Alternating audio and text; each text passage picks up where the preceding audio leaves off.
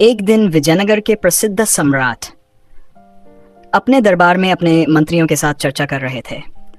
राजा को हमेशा से नई नई बातें जानने और अपने दरबारियों की बुद्धिमत्ता को परखने का शौक था।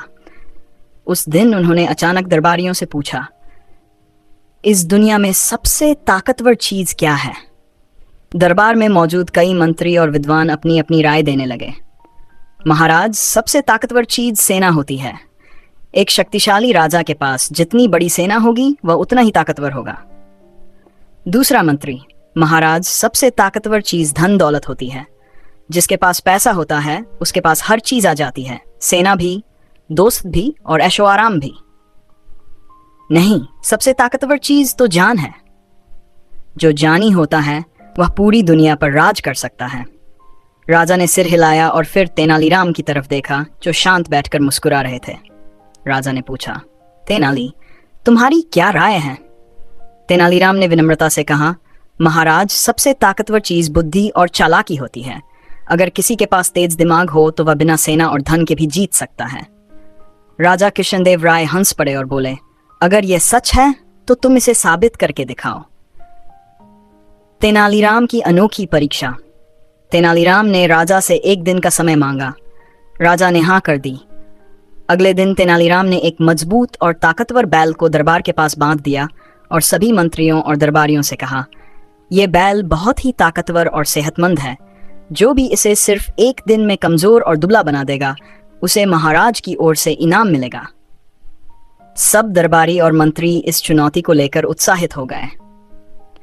कई लोगों ने अलग अलग तरीके आजमाए। कुछ ने बैल को कम खाना दिया, कुछ ने उसे ज्यादा दौड़ाने की कोशिश की, कुछ ने उसे परेशान करने के लिए शोर मचाया, लेकिन बैल जरा भी नहीं बदला। जब कोई भी इस चुनौती को हल नहीं कर पाया तो राजा ने तेनालीराम से पूछा, क्या तुम इसे कर सकते हो? तेनालीराम मुस्कुराए और बोले, बिल्कुल महाराज, कल सुबह तक यह बैल कमजोर हो जाएगा। तेनालीराम की चालाकी। तेनालीराम ने बैल को एक बड़े कमरे में बांध दिया। उसके सामने खाने की एक बड़ी टोकरी रख दी, लेकिन जैसे ही बैल खाने के लिए आगे बढ़ता तेनालीराम जोर से चिल्लाते और उसे डरा देते।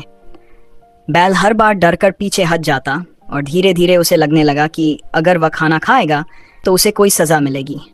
पूरा दिन और पूरी रात ऐसा ही चलता रहा। बैल ने अंत में खाना खाना ही छोड़ दिया। अगली सुबह जब राजा कृष्णदेव राय दरबार में आए तो उन्होंने देखा कि बैल एकदम कमजोर और सुस्त लग रहा था। राजा का आश्चर्य। राजा को अपनी आंखों पर यकीन नहीं हुआ। उन्होंने पूछा, तेनाली, तुमने ये कैसे किया? तेनालीराम ने हंसते हुए कहा, महाराज, ताकतवर चीज सेना, धन या शरीर नहीं बल्कि दिमाग है। मैंने इस बैल को डरा डरा कर उसकी मानसिकता बदल दी। अब यह सोचने लगा है कि खाना खाने से उसे कोई खतरा है, इसलिए यह कमजोर हो गया। राजा कृष्णदेव राय बहुत प्रभावित हुए और बोले, सच में तेनालीराम, तुम्हारी बुद्धि सबसे ताकतवर चीज है। मैं मान गया। इसके बाद राजा ने तेनालीराम को बहुत इनाम दिया और दरबार में उनकी चतुराई की सराहना की।